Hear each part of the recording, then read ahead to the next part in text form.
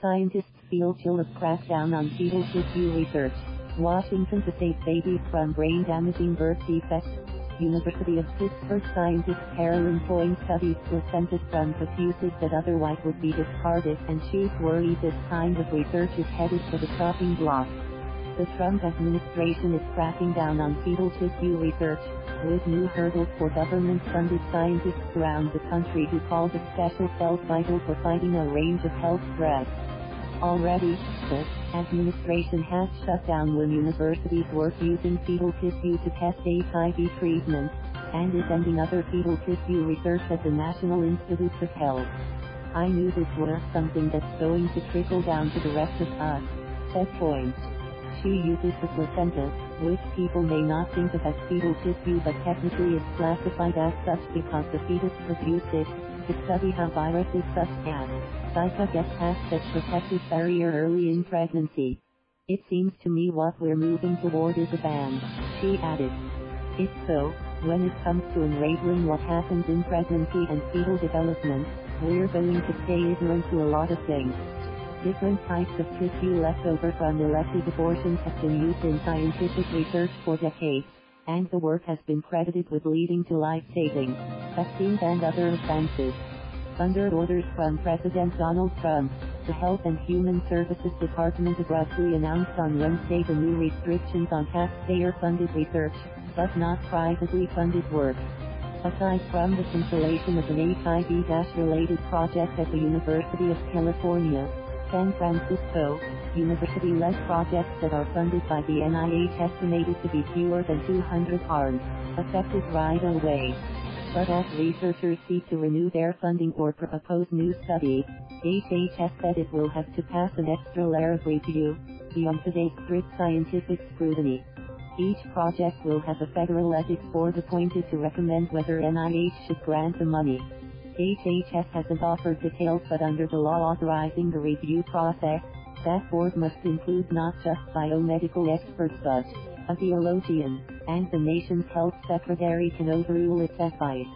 I predict over time we will see a slow and steady elimination of federal funding for research that uses fetal tissue, regardless of how necessary it is, said University of Wisconsin law professor Alta Charo, a nationally recognized bioethics expert.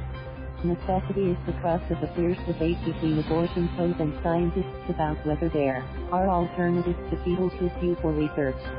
Zika offers a glimpse of the difficulty. Somehow, the Zika virus can sneak from the mother's bloodstream across the placenta, which protects and nourishes the fetus, and targets the fetus brain. It's something researchers hope to learn to block. Studying the placentas of small animals or even monkeys isn't a substitute because they differ from the human organ, said Emory University researcher Mehul Suthar.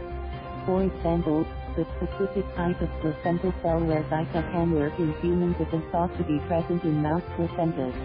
And because the placenta continually changes as the fetus that created it grows, first-trimester tissue may show a very different vulnerability than a placenta that's expelled during full-term birth, when it's no longer defined as fetal tissue but as medical waste.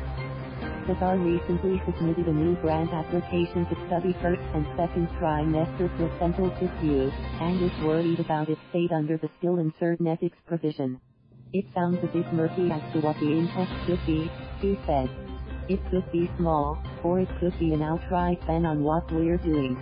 Anti-abortion groups argue there are alternatives, such as stem cells, growing organ-like clumps of cells in lattices, or using tissue taken from newborns as they have heart surgery. Indeed, NIH is funding $1 million program to research alternatives to fetal tissue and to prove whether they work as well.